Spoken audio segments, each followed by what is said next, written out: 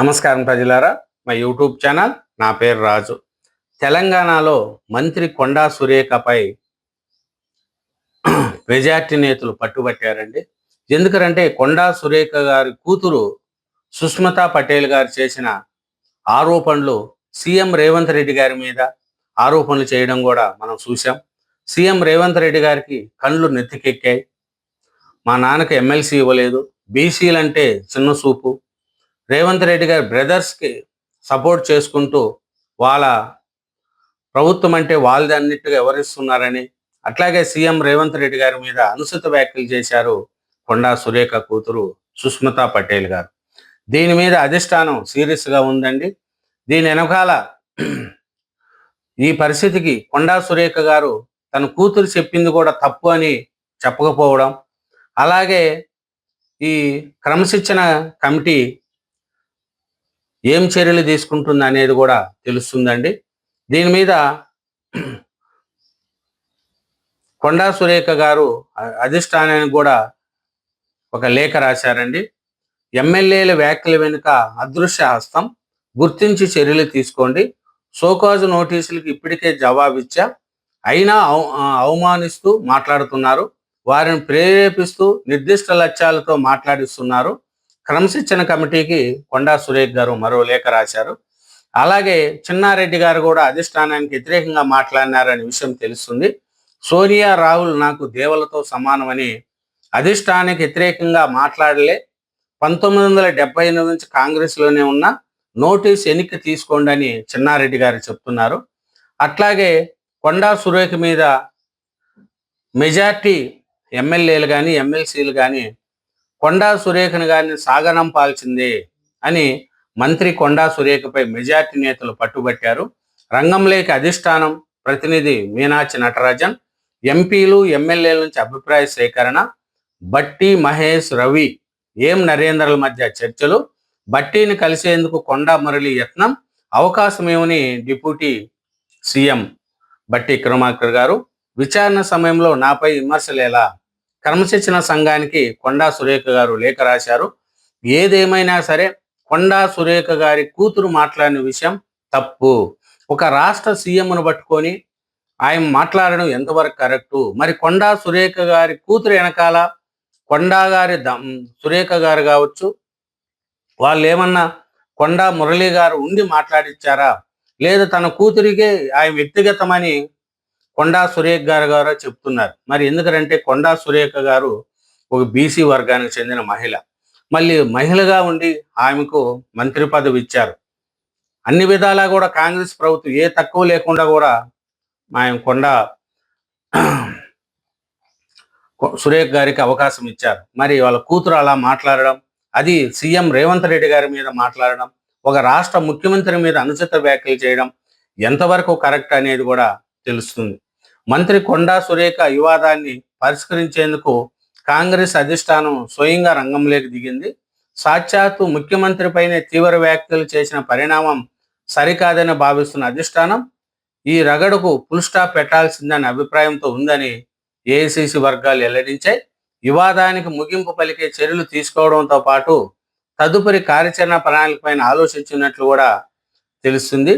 ఎందుకంటే దీని మీద చాలామంది కూడా గీత దాటితే వేటే, కూతురి వ్యాఖ్యలను సురేఖ ఖండించాల్సిందే అని మల్లి రవి గారు చెప్తున్నారు.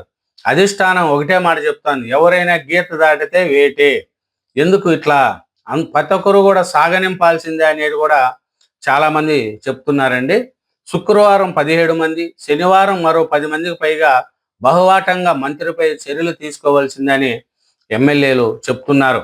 ఒక విధంగా బాణం వదిలేసినట్లే ఇప్పుడు ఎన్నిక తీసుకుంటే పార్టీలు క్రమశిక్షణ అనే దానికి అర్థమే ఉండదు. రేపు కొండా సురేఖ మంత్రివర్గంలో కొనసాగితే ఈ 27 మంది ఎమ్మెల్యేలు ఆమె దగ్గరికి వెళ్ళలేరు. ఆమె కూడా ఒక మంత్రిగా వారందరినీ కలిసే పరిస్థితి ఉండదు. దీనికి ముగింపు పలకాల్సిందే అని మీనాచి నటరాజన్కు రాష్ట్ర పార్టీ నేతలు చెప్పినట్లు కూడా సమాచారం. కొండా సురేఖ కూడా అమీతుమీ ఉన్నట్లుగా వ్యవహరిస్తున్నారు. క్రమశిక్షణ సంఘానికి ఇచ్చిన వివరణలో తన కుమార్తె వ్యాఖ్యల పట్ల ఎలాంటి విచారాన్ని వ్యక్తం చేయకపోగా తాజాగా మళ్ళీ రెండో లేఖ కూడా రాశారు. ఈ లేఖలో లెక్క చేసేది ఏమి లేదు అన్నట్లుగానే ఆమె వైఖరి ఉంది. ఈసారి అధిష్టానం ఉపేక్షించే పరిస్థితి ఉండదు అనేది కూడా తెలుస్తుంది. ఈ కొండా సురేఖ వ్యవహారంపై ఉప ముఖ్యమంత్రి బట్టి విక్రమార్క, పిసిసి అధ్యక్షుడు మహేష్ కుమార్ గౌడ్, పిసిసి క్రమశిక్షణ కమిటీ చైర్మన్ మల్లు రవి, రాజ్యసభ సభ్యుడు ఎం నరేందర్ రెడ్డిలు విడివిడిగా అనేక మందితో మాట్లాడారు. బట్టి, ఎం నరేందర్ రెడ్డిలు కూడా ఈ అంశంపై చర్చించారు. శుక్రవారం 17 మంది ఎమ్మెల్యేలు విలేకరుల సమావేశం నిర్వహించి కొండా సురేఖపై వేటు వేయాలని డిమాండ్ చేయగా తాజాగా మరో 10 మంది అదే కోరారు. కాబట్టి కొండా సురేఖ గారి మీద ఈ అధిష్టానం సాగనంపాలా అనే నిర్ణయానికి వచ్చినట్టు కూడా తెలుస్తుందండి. ఎందుకంటే హెచ్చరికల చర్యల అధిష్టానం కోర్టులో బంతి. మంత్రి సురేఖ వ్యవహారంపై కాంగ్రెస్ వర్గాల్లో ఉత్కంఠ ఉంది. కానీ మొత్తం 27 మంది ఎమ్మెల్యేలు ఆయనను సాగనంపాలా అన్నారు. ఈ పొద్దుగానే ఆయనను సాగనంపకపోతే మళ్ళీ ఆయనను మంత్రివర్గంలో పెట్టుకుంటే ఆయనను మేము ఎలా కలవాలి, మేము ఆయన దగ్గరికి ఎలా పోవాలి అనేది కూడా వాళ్ళు చెప్తున్నారండి. ఎందుకంటే ఈ కొండా సురేఖ మీద లూజుగా వదిలితే ప్రతి ఒక్కరు అలా మాట్లాడతారనే భావన కాంగ్రెస్ పార్టీ అధిష్టానానికి వచ్చింది. కాబట్టి చైర్మన్ ఈయన క్రమశిక్షణ సంఘం చైర్మన్ మల్లు రవికి 2వ లేఖ రాశారు. విచారణ జరుగుతుండగానే ఇంతమంది ఎమ్మెల్యేలు బహిరంగ తనపై విమర్శలు చేయడం, చర్యలు తీసుకొని డిమాండ్ చేయడం వెనుకున్న అదృశ్య శక్తి ఎవరో తేల్చాలన్నారు. ఈ ఎమ్మెల్యేల అభిప్రాయాలు బహిరంగంగా వెల్లడించాం. క్రమశిక్షణ సంఘం నిర్ణయాన్ని ప్రభావితం చేస్తుందని, దీనిపైన విచారణ చేయాలని కోరారు. కాబట్టి అట్లాగే మన సీఎం రేవంత్ రెడ్డి గారు సోమవారం నాడు రాష్ట్రానికి రాబోతున్నారండి. సురేఖ విషయంలో ఏం చేయాలన్న దానిపై కాంగ్రెస్ అధిష్టానం ప్రాథమికంగా ఒక అంచనాకు వచ్చింది. ఏఐసిసి వర్గాలు చెప్తున్నాయి, కొండా సురేఖపై చర్యలు తీసుకుంటే తర్వాత పరిణామాలు, మంత్రివర్గంలో చేయాల్సిన సర్దుబాటుపై దృష్టి పెట్టింది. సీఎం రేవంత్ రెడ్డి లండన్ పర్యటన ముగించుకొని సోమవారం ఉదయం హైదరాబాద్ వస్తున్నారు. అనంతరం ఆయనతో అధిష్టానం మాట్లాడుతుందని సమాచారం. ఇప్పటికే ప్రాథమికంగా సీఎంతో అధిష్టానం ప్రతినిధులు మాట్లాడినప్పటికీ ఆయన తిరిగి వచ్చాక మరింత లోతుగా చర్చిస్తారు. కాబట్టి మెజార్టీ వాళ్ళు ఎమ్మెల్యేల మటుకు కొండా సురేఖను సాగనంపాల్సిందే. కాబట్టి కొండా సురేఖ మంత్రివర్గం నుంచి అవుట్ అవ్వడం ఖాయం అనేది కూడా తెలుస్తుందండి. ఎందుకనంటే కొండా సురేఖ గారి కూతురు రాష్ట్ర సీఎం రేవంత్ రెడ్డి గారి చేసిన వ్యాఖ్యలు ఇప్పుడు సోషల్ మీడియా కావచ్చు, పార్టీలో కావచ్చు దుమారం లేపుతున్నాయి.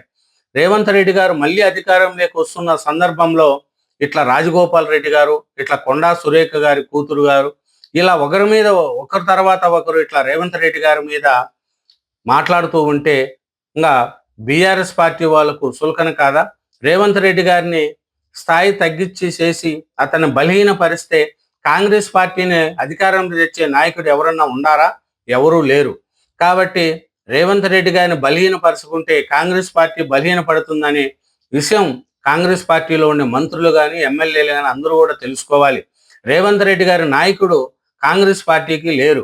కాబట్టి ఇప్పుడు బీఆర్ఎస్ కాంగ్రెస్ పార్టీ కంటే కూడా రేవంత్ రెడ్డిని బలహీనపరచాలనేది బీఆర్ఎస్ పార్టీ యొక్క ఆలోచన.